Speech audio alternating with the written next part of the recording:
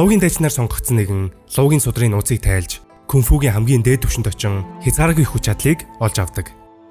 Хэдийгээр луугийн судар хоосон ямар ч нууц гэж байгаагүй ч энэ бүхэн өөрөөс нь шалтгаална гэдгийг ойлгох нь луугийн дайчны гол түлхүүр. What? There is no secret ingredient. It's just you. Үнийг мастер үгүй бий болгосон. Энэхүү нэр хүндтэй цолыг хамгийн хитгэл даах хязгааргүй хүч чадлыг эзэмшихэд тохирсон нэгнийг үе дамжин сонгох замтай. Тэр журмаараач мастер үгүй Пог луугийн дайчнаар сонгосон. Master, are you pointing at me? Him? Who? You? Тархан болсон ч гэлээ кунфу пандагийн 4-р анги дээр По өөрийн залгамж болох дараагийн луугийн дайчнаар Жен гих хэр сүнгийг сонгоод амжсан. Her? Out of all the candidates you choose to train as your worthy successor, you chose the fox? You know when you know. Тэгвэл энэ бүхэн хэрхэн эхэлсэн? Луугийн дайчин эсвэл луугийн мастерч гэж нэрлэдэг цол хэрэгэм хэрхэн үүссэн талаар ярьцгаая. Инхийн тулд По луугийн дайчин болсноос 1000 жилийн өмнөх үйл явдал руу буцах хэрэгтэй. Мөн нэгэн зүйлийг залруулах болгон хэлэхэд энэхүү түүх нь 2018 онд гарсан Kung Fu Panda The Pose of Destiny зуралтай холбоотой. Харин энэхүү зурал болон одоо ярих гэж буй түүх canon эсвэл non-canon гэдгийг DreamWorks-ийн зүгээс тодорхой болгоогүй. Мөн цувралын хувьд нэг их онц биш ч гэлээ одоо ярих гэж буй түүх лор талаас маш сонирхолтой учраас бичлэг болгон хүргэж байгаа лээ.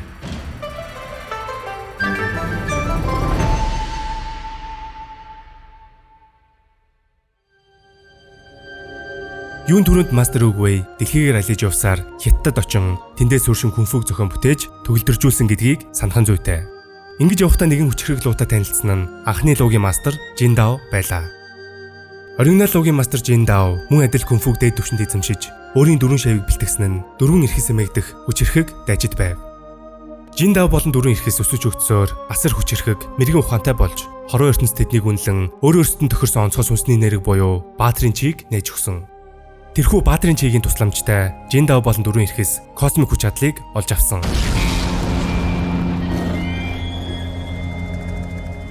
Гэхдээ Жин Дао болон дөрвөн эрхээс Баатрин читэй болохоос өмнө мастер үгүй Чөтгөрийн хаан Кепатад тулдахдаа өөрийн чийг бүрэн эзэмссэн байлаа. Мөн 500 жилийн өмнө General Kaiтай пандануудын тосгонд очихдоо чийг өгч бас авч болдгийг суралцсан.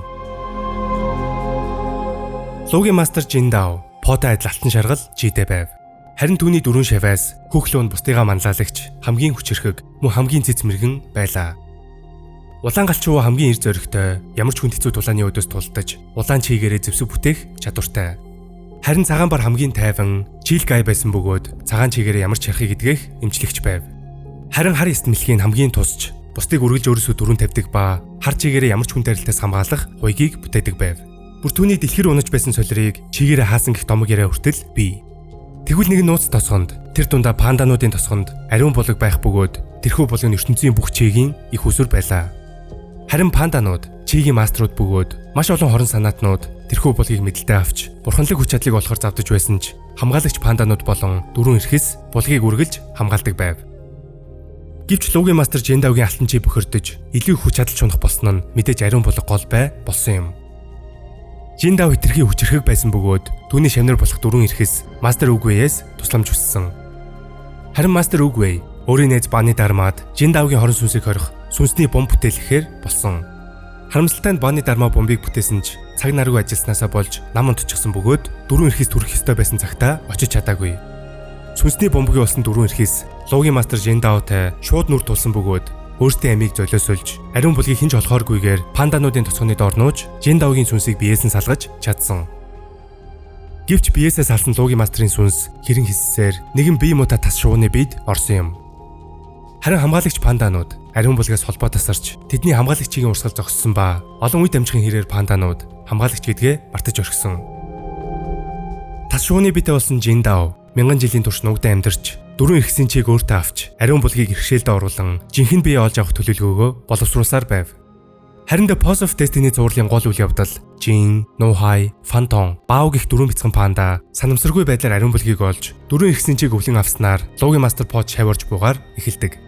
Харин тас шууны бид орсон Жин Дао 1000 жил хүлээсний эцэст дөрвөн эрхсээс өшөөгөө авч бурханлаг хүч чадлыг олох боломжтой болсноор энэхүү зурлын эхний хагасын гол үйл явдал өрнөдөг үлээ.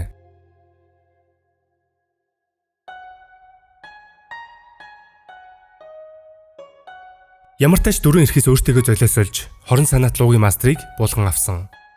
Үүний дараа мастер Үгвэй луугийн дайчны домог, луугийн судар зэргийг хөгжүүлж эхэлсэн гэдэг. Хэдийгээр мастер Үгвэй инх тайвны хүндийд өөрийн дайснуудын эсрэг тулдаж байсан ч Жин Даод болон инх тайвны хүндээс гадуур хэн бүхэн тусалж өөрийн эрдэм мэдлэгээ зааж сургадаг байсан. Өөрөөр бол Жин Дао бараг л Үгвэйн шав. Тиймээс албан ёсоор биш ч гэлээ Жин Дао бол мастер Үгвэйн гаргаж ирсэн анхны луугийн мастер. Тухайн үед Үгвэй луугийн дайчин гэх нэршлиг тодорхой болгоогүй байсан хэрэг. Мөн Үгвэйч залуу байсан учраас алдаа гаргаж буруу нэгнийг сонгосон. Жин Даогийн баатрын чи бохирдож хорон санаат болсноор мастер Үгвэй бүх зүйл өөрөөс нь шалтгааллах ёстой гэдгийг ойлгож луугийн судрыг бүтээсэн. Өөрөөр бол мастер Үгвэйд Жин Даогийн баатрын чи өөрийнх нь чи дээр нэмэгдэн очиж энэ бүх хар баран үйл явдлын дараа өөрийн эрдэм мэдлэг хүч чадлыг дараагийн зөв зохистой нэгэнд өвлүүлэхээр луугийн дайчин гэх ойлголтыг бүрэн бүтэн бий болгосон. Энэ явдлаас мянган жилийн дараа Үгвэйн цаг нэрх үед тэрхүү хүч чадлаа өвлүүлэхээр цоошин луугийн дайчныг сонгосон билээ. Тэр бол бид бүхний хайртай луугийн дайчин Кунфу панда По. Харин По Үгвэйс өвлөгдөн ирсэн луугийн дайчны баатрын чигээр General Kai-ийн эсрэг чи луу бүтээн тулдаж байсныг санаж байгаа бах. I am the Dragon Warrior. Get it? See the giant dragon? Мэдээж бусад алдартай зөгнөлт зохиомл ертөнцүүдэд харьцуулахад ердөө 4 бүрийн хэмжээний кино, Cannes хэсэг тодорхойгүй хэд хэдэн зурагтай энэхүү ертөнц зарим нарийн дийтейл, он цагийн дарааллын хувьд эргэлзээтэй толгой эргүүлэх нь элбэг байдаг. Гэвч энэхүү ертөнц Кунфуг бүтээгч мастер Үгвэйтэй 100% хамааралтай, түүний олон зуун жилийн амьдралаас салаалan ургадаг гэдг нь маргаангүй. Ямар ч тач энэ урт амьдралынхаа турш гэгэрэл төрч хамгийн хүчирхэг оршихуй болсон мастер Үгвэйн тухай бичлэг үзэхийг хүсвэл доор сэтгэлдээ үлдээхээ бити мартаарай. Нэмээд энэхүү ертөнцтэй холбоотой өөр бичлэгүүд үзэхийг хүсвэл лайк, subscribe дараарай. Дараагийн бичлэгээр уулзцгаая.